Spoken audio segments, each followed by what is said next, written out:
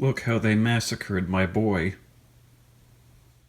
This game sucks, that's all I need to say. But then I guess that wouldn't be good enough for a video. So let's go into a bit of a dive on why this game killed one of my favorite series. Starting off here with the story. And while it follows Frank West as he once again finds himself at the center of a zombie outbreak within Willamette, Colorado. And now it's up to him to once again find out what's really going on and survive the whole thing. Or at least I think it's Frank, they keep calling him that. But he sounds and acts nothing like Frank, with his dumb quips and just being like a general all-around unlikable asshole the whole game. And it's like, I get that the original Frank was like cocky and bit of a wise ass, but I mean he was still human. He wasn't a bad caricature, unlike the douchebag that you play as throughout this game. You might as well say that you are playing as Hank East, it'd make more sense that way. But with one rant done, now on to another. That being the fact that this story realistically shouldn't be happening, because, spoilers for Dead Rising 3's ending, they found the cure at the end of that game,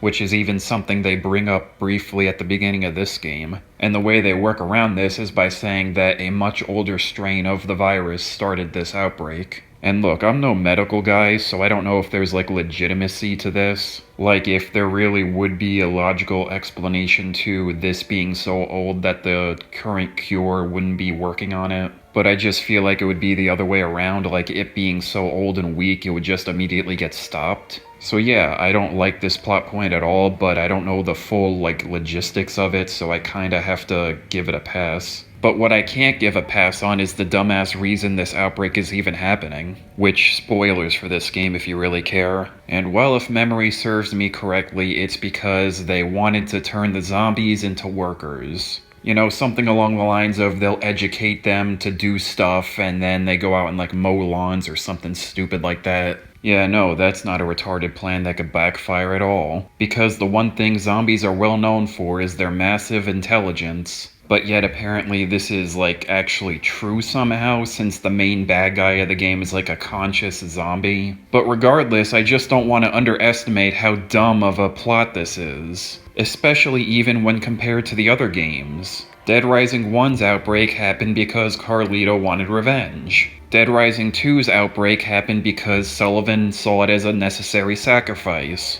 to kill hundreds of thousands of people in order to save millions. And finally in Dead Rising 3, Isabella started the outbreak so she could finally find the one person who is immune, and create a cure from his blood. And then you get to Dead Rising 4 and it's like they only started the outbreak because they wanted to turn the zombies into slaves, essentially. Man, it's just so dumb. But anyway, that covers the shitty story. Now to move on to how they fucked up the gameplay. And well, to be quite honest, the way they managed to do this is by watering everything down. Which in all honesty is pretty impressive considering I never expected a more watered down Dead Rising after the third game. But somehow they managed to pull it off. Starting off here with the time limit, where in the first two games you had a very strict time limit of 3 days in order to beat the game, with the third game being a very lenient time limit of, I believe, a week. Then this game has like no time limit at all, which I mean, I get the whole idea of being able to like explore the world at your own pace and make whatever weapons you want,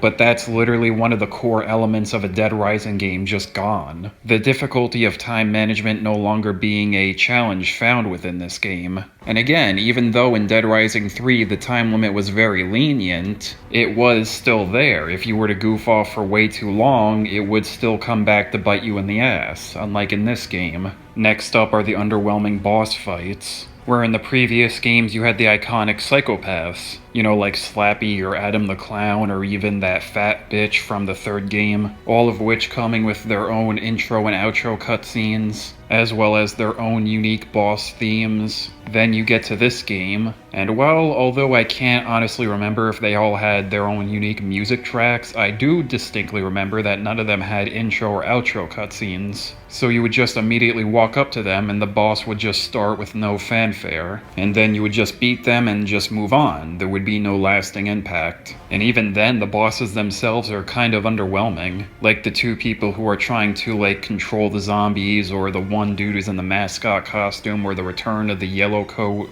cult, and they really don't do anything. But they definitely would have had more of a lasting impact if they had cutscenes. Especially that evil Santa one. That one would have been cool to see what he would have done, but that more or less covers the crappy bosses, outside of the weird fact that they decided to change their name. Yeah, for whatever reason in this game, they're not psychopaths, they're maniacs, which is just such an unnecessary change, but yet it's only one in a sea of hundreds. Now for the next thing that they screwed up, which is the items. And that is for two reasons. The first of which is that unlike the last three games, every item has its own category now. One for regular weapons, two for guns, three for throwables like grenades, and fourth for health items. And well, because of this setup, item management is no longer a necessity, which to clarify, in the other games you only had one set of item slots, so there was an added difficulty of playing a balancing act between weapons and healing items. But then here it's like literally you just pick up anything you want.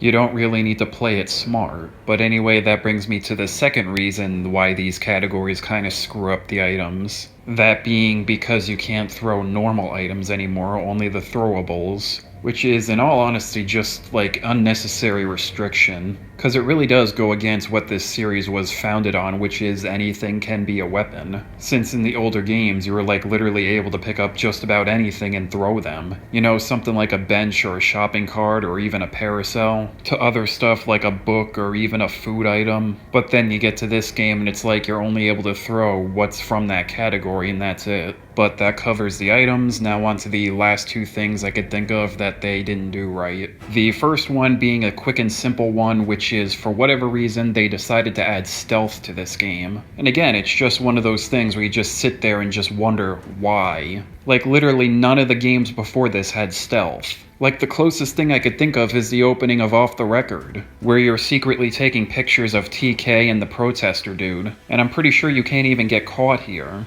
But I will say that if they really wanted to, this could have worked. Because I do know that there are zombie games out there where sound attracts them and you have to be quiet while playing. Although in those games there's usually a whole lot less spawned in. So I don't know, maybe they could have made it work with like a special type of zombie. But instead it's only used when you're fighting humans. Which is a great transition to my second point. That is because this game overdoes it with human enemies. Because, like, seriously, it feels like for more than half the game you're fighting off humans instead of the undead. Which, for the obligatory comparison to the older games, yes, they had human enemies as well. With, obviously, the psychopaths, but also, like, the cult members or the special forces in the first game or the looters in the second one. But with those examples, they were much more spread out. With the cult members only spawning in after a certain day and disappearing after you defeat their boss, and the special forces only coming in like way late into the game. Meanwhile with this game you're like fighting generic soldier dudes like once per chapter, maybe even more than that. But anyway, that concludes my many negatives that I can think of with this game. So then I guess there's no other way to go forward than to go over the few positives I actually have with this game.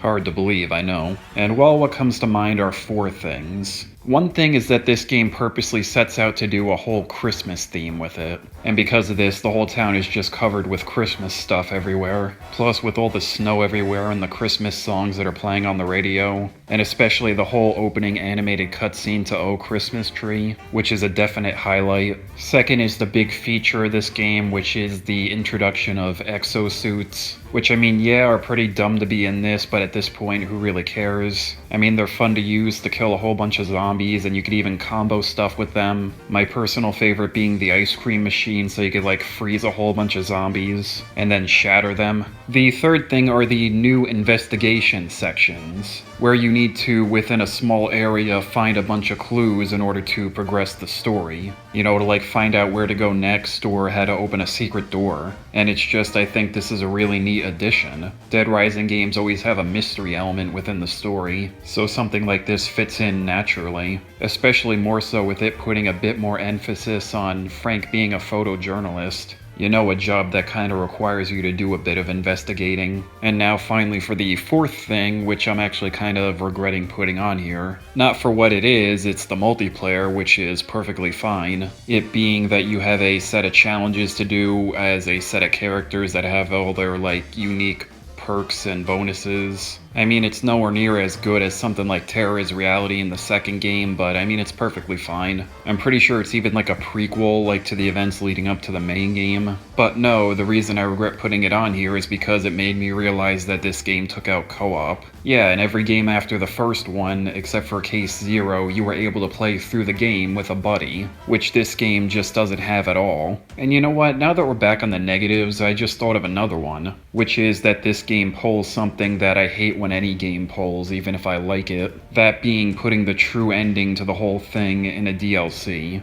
Which, for context, I guess spoilers, at the end of this game, Frank dies. And unfortunately, it comes back to life as a zombie. So now you have to play through an entire DLC as a zombie in order to get him back to human. And before you ask, yes, this DLC sucks, as well as the Capcom Heroes one sucks, since it manages to water down the gameplay even more. However, I will say that the golfing DLC is not actually half bad, and I'd honestly say it's probably the best part of the game. But that's the end of my rant, and more or less the end of the video, because I really have nothing else to say about this game. And the bottom line really with this game is just, it's what happens when you take all the identity and defining features of a series and just make it into a generic action game. And I mean, Dead Rising 3 wasn't the best game either. I mean, I ragged on it a few times during this video. But I mean, it really should have been the last game in the series, since the cracks were starting to form, although they weren't bad enough to like make the game suck.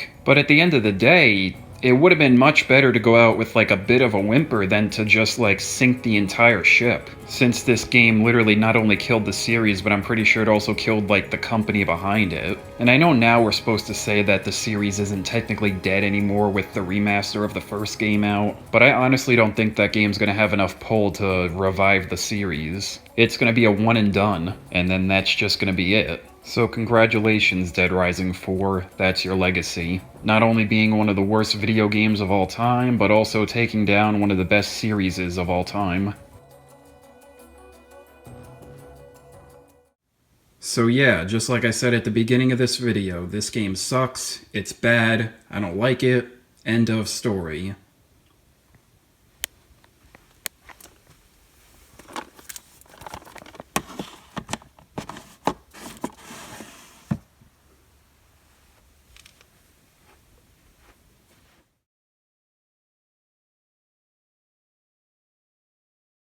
So you're telling me the name of the government agent that you're working alongside in this game is named Brad? And you're telling me that this version of Frank never made a quip once about how he hopes that this ends better than the last time he worked with a government agent named Brad? Or something like that? I mean, at this point, did these people even play the first game?